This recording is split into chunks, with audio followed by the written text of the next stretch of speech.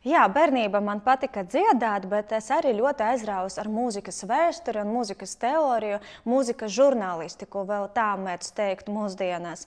Tāpēc, kad es uzzināju, ka Jāzepa Vītola mūzikas akadēmijā pastāv etnomuzikoloģijas katedra, es uzreiz sapratu, ka tas ir tas īstais, kur es varēšu mācīties gan par latviešu kultūru un tradīcijām, gan arī iepazīstināt savus kolēģus ar ukraiņu muzikālām tradīcijām. Vienlaikus es arī ļoti labi uztrenēju runāt un dziedāt latviski, par ko esmu ļoti pateicīga saviem pasniedzējiem, kā arī man izdevās uzzināt ļoti daudz par latviešu muzikālām tradīcijām, par dziesmām. Un vienlaikus es varēju gan dziedāt, gan arī rakstīt darbu par Ukraiņu Grieķu katoļu baznīcas liturģisko dziedāšanu.